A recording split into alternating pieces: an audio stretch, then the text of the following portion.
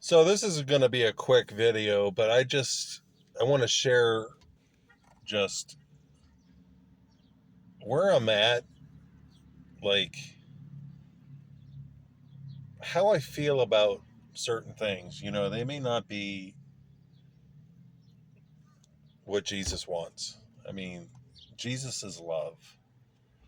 But I know that in Jesus had said that, you know, telling the difference between sheep and goats, the goats, somebody came to their door, they didn't let them in, they didn't feed the hungry, they didn't give them a drink. They didn't visit those in prison, and they didn't help those that were sick. But he said to the sheep that, well done, because they did that. They said, Lord, when did we do those things? He said, whatever you've done to the least of my brothers, you've done it to me. I want to be conscious of the fact of that anybody that may come, anybody that God may show me to help, I want to be sure that I'm helping. But how many are out there taking advantage of people?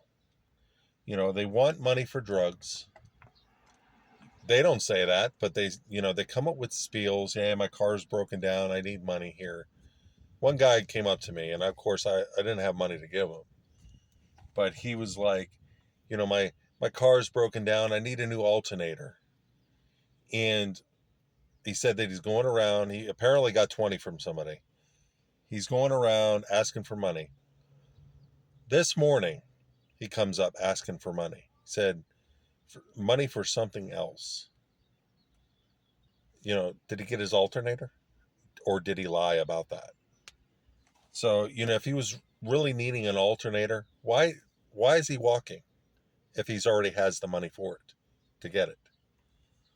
You know, it's just you got to watch people, because there are a lot of scammers out there. And who knows what they're using money for? And even with that, you know, there there's a need there, but you know, we have to be smart as well. We have to hear God in those moments about what he wants us to do. He can guide us, but it really just takes doing that. And I just I want to be a sheep. I want to be able to help those that are in need, genuinely in need. Different things I think about. I think about that Jesus of Nazareth movie. And there's that man that was blind. And apparently he was using his disability as a means on working on people. And he said, help for the poor blind man. Like, help for the poor blind man. And Jesus stopped at him and then kept walking. And already, in the movie, he was already preparing mud for the man's eyes. He knew he was blind, but the man was using it as a way of working on people's sympathies, you know, using it as a means to benefit himself financially. And then I think about that man in scripture who was an invalid, I think, for 38 years. And, I think to myself, for 38 years, you couldn't go to that pool to get healed. So what was he using it as a means of gaining financial support? Working on people's sympathies. It really, what causes me to question like that is Jesus said to him, stop sinning or something worse may happen to you. He was scamming people. I mean, you can't, like I said, you can't tell me for 38 years he had no means of help. There was no one's that hard-hearted to where they can't pick you up and bring you somewhere. They could have he could have asked some people, I'm sure, that would bring him to that pool when it was stirring up, because it said because an angel went in there and he stirred up the waters, so anybody that went in there were healed. But it's even more than that. He had Jesus there that healed him, but he still continued to sin. And the biggest slap in the face is the fact that he told the Pharisees who healed him. He could have been like that man that was blind, and followed after him, but he didn't follow after Jesus. So today you have people that are scammers. Like last night, I was picking up a delivery, and this man walks up to my car in the dark. Of course, my mother's next to me in the deliveries. And he's like asking, you know, for money to eat. And, if I wasn't on the delivery, I would have been quick to help him. But as he was looking at me, he was high. He was like this. I'm like, you know, so at that moment, you really got to hear God about what you need to do, because he can pinpoint and tell us what we need to do. But personally, I find it's really aggravating when you have constant people doing that, asking for money. Honestly, I think I can sense who really needs the help. Like that, there was that one lady I was sharing in a video. She's apparently homeless, but she's been out here in the heat, and her face was red. And so, I had previously made care packages, and in those packages, I have like toothpaste, toothbrush, I have wipes so they can wipe their hands and stuff.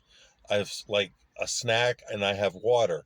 I usually put them in a plastic bag, and I try to hand them out when I can. And so it's my way of really trying to help the less fortunate, because I honestly I don't feel comfortable giving money. And it seems lately I've been hit with a lot of people that are doing this. Like today, I was on a delivery. This man walks up to the car, and he asks for $1 to get something to eat. And then he asked to get in my car because he wanted the heat on. And he said to me at first that he wanted, me to bring him to where I was going. I guess he was going to get out then. So I took him where I was going, and he had no intention of getting out of my car.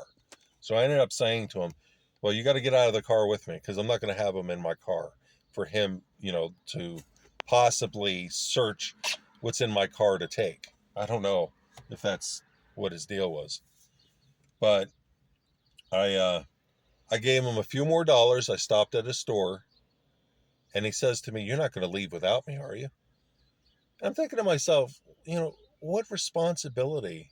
You're not my kid. You're a grown person. Who's to say that I have to take you wherever I am going? And this is me, this is what I'm dealing with personally, because I don't trust somebody like that. Who knows what they can do? So, it may not be right. Only God knows. But I thought I heard God say that what you did was right. Because looking at what he was saying, he had no intention of getting out of my car. So what I ended up doing, I gave him a few dollars. He went in the store, and I ended up leaving. So, I always want to be mindful of what Jesus had said. I want to help people. I want to help the less fortunate, those that are less fortunate than me. Look at me personally. I don't have a place of my own. I'm currently with my mother, and I trust in God that he has me protected until he blesses me with a place. But there's always somebody that's more or less fortunate than I, and I want to help whoever I can, apart from scammers. And there's a lot of scammers out there. And really, like I said, it really takes hearing God at that moment to find out what we got to do. It's like that the guy that was high asking for money to eat. I would have been ready to help him, but I was already on a delivery. There's no way I'm going to go in there, get him food, and then be even more late on the delivery. I'm not going to do that. I have a job. So, I think about different circumstances of the past, and, how I really try to help the less fortunate. I recall one time I was driving with my ex-fiance, and we came back from this choir thing from another church. And we came back, and there was this man and this woman out there looking for the pastor. She was looking for a place to stay. And so the words of God, the scriptures came to mind. Whatever you do to the least of my brothers, you've done it to me. And so I spoke with my mom about it, about having this lady at our place. And, just certain red flags came up when she was staying at our house. And some of the things that she was doing just didn't seem right. So one day, you know, I I'm I'm looking for my money to pay a bill, and it was not where I put it. And I was looking all over the places. I pulled all the books out of the bookshelf thinking, oh, maybe I hid it in one of these books. I looked through everything. I did not see it. And that was my entire paycheck for that week when I worked at a Christian bookstore. And I was annoyed. So after some time, I get a knock on the door, and somebody brought my wallet to me. And they said that it was on this a certain place in that city where I guess the drug dealers and the prostitutes hung out. I'm like, what is it doing there? I'd never left it there. It was here in the house. Well, come to find out, the lady we took in was not only a prostitute, but she was into drugs, and she took my wallet. So, there's always scammers out there. And, I want to be mindful of the fact of showing love to people. I think about Keith Green and how he and his wife, they saw somebody on the road hitchhiking. So what did they do? They picked them up and they brought them home. And they ministered to them. And that's such an awesome thing to do. But really, can we do something like that today? The way the world is. It wasn't as bad as it was in Keith's day. It's gotten worse.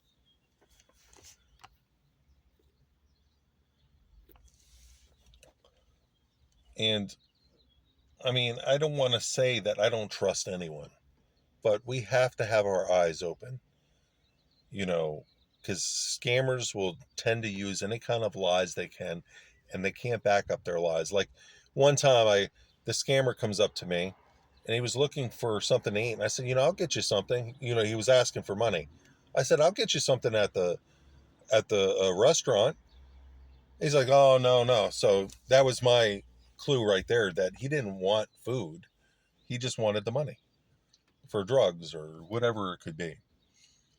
So I insisted that I would get him food. So I got him food, went back to the place that we agreed on. He wasn't there. He went on. So what matters is the fact that God sees our heart. He sees what we're trying to do. He sees that we have that scripture in our minds of wanting to help people. But I think he's also given us discernment to be able to know who's genuine and who's not. And I think he gives us red flags about what's right and what's wrong. So this is where I'm at right now regarding this. And to be honest, when these people constantly come up and they ask for money, it's irritating. Because how many are working on the sympathies of people? And like that guy last night asking for money, and he was high. He said, I'm not asking for money. I just want to get something to eat, you know. So, that's where I'm at. Maybe you've dealt with the same thing where you're living. What do you do for you? What do you do in that situation? You know? So, I think what really matters is the fact of having the heart of God, but really, there has to be a balance between the love of God and using discernment. Maybe if I would have used discernment, with that lady that ended up being like a into drugs and then a prostitute, maybe God would have shown me discernment because, the heart was right, that I had, but maybe God gave me red flags at that time not to do it. But like I said, he looked at the heart, he looked at the compassion, and he loved that. But if I knew what I knew, then I would have stopped myself. But I was young, I was new to the faith, and I love God. I wanted to do what pleased him. And I still want to do what pleases him because that's what matters. What matters is that we are walking in the footprints of Jesus. We're doing what he wants us to do. We're doing what the Father wants us to do. Having compassion, having love for each other. So I just wanted to share that with you. Thank you for taking the time to watch.